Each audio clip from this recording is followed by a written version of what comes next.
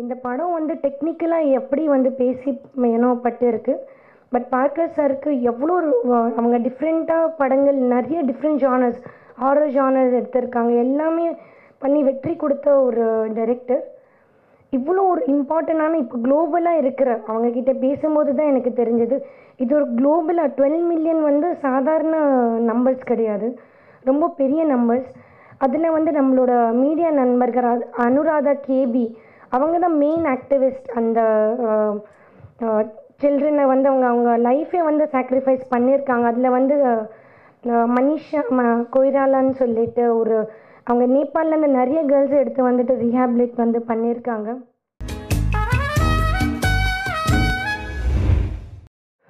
So இங்கேருந்து போயிட்டு வெளிநாட்டில் போய் படம் பண்ணிவிட்டு திரும்ப உங்களையே நம்பி வந்திருக்காரு நம்ம சார் வந்து. ஸோ அவர் எப்போதும் சப்போர்ட் பண்ணுங்கள், பண்ணிகிட்டே இருப்பீங்கன்னு நானும் நம்புகிறேன். மீண்டும் மீண்டும் நாங்களும் வருவோம். உங்கள் மூலயமா நான் சொல்லிக்கிற கருத்து என்னவென்றால், நான் சின்ன படங்களை விநியோகம் செய்து கொண்டிருக்கிறேன் இதன் மூலியமாக. ஸோ நீங்கள் சப்போர்ட் பண்ணால் நான் கண்டிப்பாக நலிந்த ப்ரொடியூசர்களை சப்போர்ட் பண்ண நானும் தயாராக இருக்கிறேன். இந்த படம் என்கிட்ட வந்திருந்தால் நானே செய்திருப்பேன். பட் வரதுக்கான வாய்ப்பு கிடைக்கவில்லை, நான் வருத்தப்படுகிறேன். இருந்தாலும் அவர் சிறப்பாக வர வேண்டும் என்று நான் வாழ்த்துகிறேன். நம்மளை நம்பி வந்தவர்களை நாம் வாழ வைக்க வேண்டும். அவர் நம்மில் ஒருவன், நானும் உங்களில் ஒருவன். வாய்ப்பு கொடுத்த அண்ணன் ஜான் அண்ணனுக்கும் என்னை அழைத்த விருந்தினர்கள் அனைவருக்கும் நன்றி. ரொம்ப சந்தோஷமாக இருக்குது உங்களை எல்லாமே பார்க்குறதுக்கு. நம்ம பார்க்கர் சார் வந்து நம்ம எல்லாமே ஒரு ப்ரவுட் இந்தியன் மட்டும் இல்லை, இஸ் அ ப்ரவுட் தமிழன் ஆல்சோ. என்னென்னா சிட்டி ஆஃப் ட்ரீம்ஸ் படம் வந்து ஆஸ்கர்ஸ்க்கு போயிருக்கு, ஆஃபிஷியல் லைப்ரரிக்கு. அதுக்கே ரொம்ப பெருமையாக இருக்குது sir. Hats off to you. இந்த படம் வந்து என்னோடய ஹார்ட்டுக்கு ரொம்ப ரொம்ப க்ளோஸ். ஏன்னா இப்போது சார்கிட்ட இன்ட்ராக்ட் பண்ணதுக்கு ஒரு வாய்ப்பு எனக்கு கிடைச்சிது. என்னென்னா இந்த படம் அமெரிக்காவில் ரிலீஸ் ஆகிட்டு பெரிய அளவில் பெரிய செலிப்ரிட்டிஸ் எல்லாம் இதை பற்றி வந்து பேசியிருந்தாங்க ஏன்னோ சொல்லிட்டு. பட் இந்த படம் விஷயமாக ஒரு டெக்னிக்கலி இது எவ்வளோ பெரிய சவுண்ட் படம் இருக்கலாம், ரொம்ப பெரிய ஸ்கிரிப்ட், இந்த டெக்னிக்கல் க்ரூ வந்து இட்ஸ் வெரி இன்டர்நேஷ்னல் க்ரூ. ஆனால் இதில் பேசப்படுற டாபிக் வந்து ரொம்ப ரொம்ப இப்போது ரொம்ப இம்பார்ட்டண்ட்டான ஒரு டாபிக். என்னென்னா சைல்ட் ட்ராஃபிக்கிங் பற்றி வந்து பேசியிருக்காங்க. குழந்தைங்களை பேசிக்காக இட்ஸ் நாட் ஒன்லி குழந்தைங்களை நீங்கள் கடத்துறது இருக்கட்டும். இந்தியாவில் மட்டும் 4 லட்சம் குழந்தைங்க எல்லா வருஷம் வந்து கடத்தப்படுறாங்க. பார்க்கர் சார்கிட்ட பேசும்போது 12 மில்லியன் கிட்ஸ் வந்து அவங்க கடத்தப்படுறாங்க. அது பேசிக்காக நம்ம பார்த்தோன்னா மோரோவர் அவங்க வந்து ஒரு செக்ஸ் ட்ராஃபிக்கிங் இருக்கட்டும், இல்லைன்னா அவங்களோட ஆர்கன்ஸை வந்து அவங்கள விற்பாங்க, அவங்கள ஒரு ஸ்லேவரியாக விற்பாங்க. ஆக்சுவலி லைக் அவங்க சைல்ட் லேபருக்காக வந்து யூஸ் பண்ணுவாங்க. ஆனால் அதை விட கொடூரமான விஷயம் என்னென்னா இதில் 80% வந்து கேர்ள் சைல்டை தான் அவங்க வந்து அப்டக்ட் பண்ணுறாங்க. அண்ட் அவங்கள வந்து ப்ராஸ்டியூஷன் அதுக்கு எல்லாமே வந்து அவங்க தள்ளப்படுறாங்க. ரொம்ப சின்ன குழந்தைங்க, அவங்களோட ஏஜ் கேப்பே வந்து பார்த்திங்கன்னா 10 to 18 இருக்கிற கேர்ள் சைல்டை வந்து அவங்க அப்படி இது வந்து பண்ணுறாங்க. இந்த படம் வந்து டெக்னிக்கலாக எப்படி வந்து பேசி பட்டு இருக்கு. பட் பார்க்கர் சாருக்கு எவ்வளோ அவங்க டிஃப்ரெண்ட்டாக படங்கள் நிறைய டிஃப்ரெண்ட் ஜானர்ஸ், ஹாரர் ஜானர்ஸ் எடுத்திருக்காங்க. எல்லாமே பண்ணி வெற்றி கொடுத்த ஒரு டைரக்டர். இவ்வளோ ஒரு இம்பார்ட்டண்டான இப்போ குளோபலாக இருக்கிற அவங்கக்கிட்ட பேசும்போது தான் எனக்கு தெரிஞ்சது, இது ஒரு குளோபலாக 12 மில்லியன் வந்து சாதாரண நம்பர்ஸ் கிடையாது, ரொம்ப பெரிய நம்பர்ஸ். அதில் வந்து நம்மளோட மீடியா நண்பர்கள் அனுராதா கேபி, அவங்க தான் மெயின் ஆக்டிவிஸ்ட். அந்த சில்ட்ரனை வந்து அவங்க லைஃபே வந்து சாக்ரிஃபைஸ் பண்ணியிருக்காங்க. அதில் வந்து மனிஷா கொய்ராலான்னு சொல்லிட்டு ஒரு அவங்க நேபாளிலேருந்து நிறைய கேர்ள்ஸை எடுத்து வந்துட்டு ரீஹாபிலேட் வந்து பண்ணியிருக்காங்க. நம்ம இண்டஸ்ட்ரியிலேருந்து நந்திதா தாஸ் ஆக்ட்ரஸ் வந்து பண்ணியிருக்காங்க. நிறைய பேர்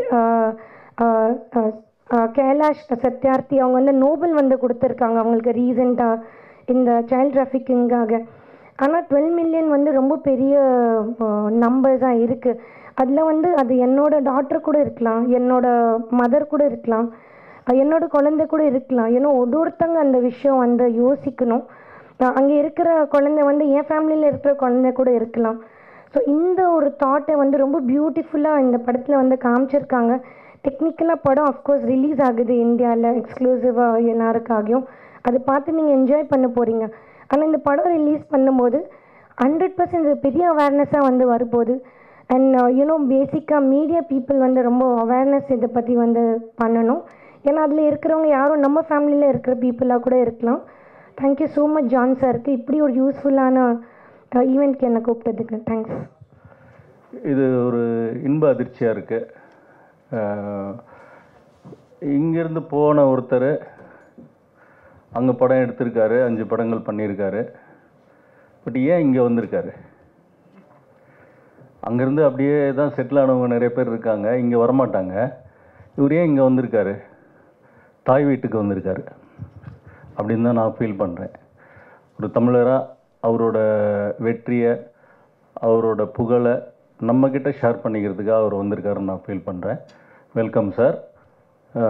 அப்புறம் ஒரு பொறாமையாக இருக்குது சார், இந்த கண்டென்ட்டை நினைக்கும் போது ரொம்ப பொறாமையாக இருக்குது. எங்களை மாதிரி ஒரு படைப்பாளிலாம் வந்து நிறைய யோசிப்போம். பட் இதை நீங்கள் ஒரு படமாக எடுத்திருக்கீங்க, உலக அளவில் இது வந்து ஒரு பெரிய புகழ் பெறப்போகிற ஒரு படமாக இருக்குது, புகழ் பெற்றிருக்குன்றதை நினைக்கும்போது ரொம்ப சந்தோஷமாக இருக்குது. இப்படி ஒரு கண்டென்ட் நம்ம வந்து பண்ண முடியலையேன்ற பொறாமையாகவும் இருக்குது. எனிவே சார், இந்த படம் வந்து இங்கே இந்தியாவில் வரணும், தமிழ்நாட்டில் வரணும், அதை நாங்கள்லாம் பார்க்கணும். நானும் ரொம்ப ஆவலாக இருக்கேன் சார் இந்த படத்தை பார்க்குறதுக்கு. ஹாலிவுட்டில் நீங்கள் படங்கள் பண்ணிகிட்ருக்கீங்க. ஒரு ப்ரொடியூசராக, ஒரு டைரக்டராக நான் உங்களை வெல்கம் பண்ணுறேன். நீங்கள் தமிழில் படங்கள் பண்ணுங்கள் சார். இங்கே நல்ல சுச்சுவேஷன்ஸ் இருக்குது, முன்ன மாதிரி இல்லை. இப்போ சுச்சுவேஷன் சேஞ்ச் ஆகிருக்கு, படங்கள் பண்ணலாம்.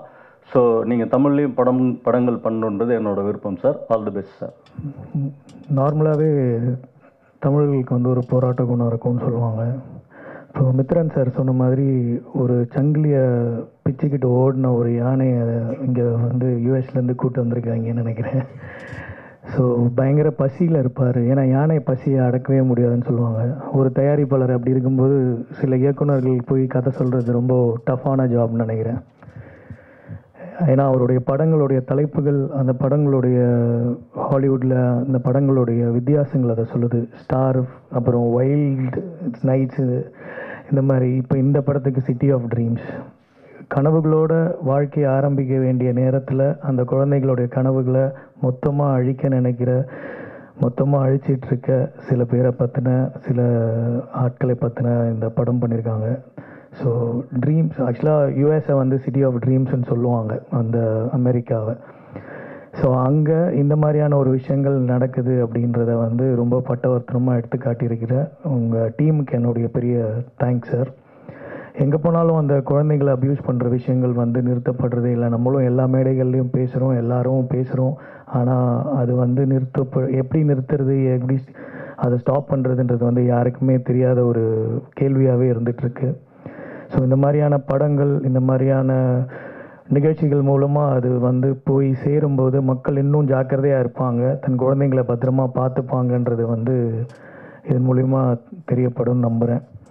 ஸோ இந்த மாதிரியான ஒரு ஃபங்க்ஷன், இந்த மாதிரியான ஒரு விஷயம், அதான் முன்னாடி சொன்ன மாதிரி போராட்ட குணம், அங்கே போயிட்டு ஒரு தமிழராக அங்கே கால் ஊனிட்டு அதுக்கப்புறம் இங்கே வந்து லைன்ஸ் கேட் மாதிரியான ஒரு பெரிய கன்சர்னில் இந்த படம் ரிலீஸ் ஆகுதுன்னு சொன்னாங்க.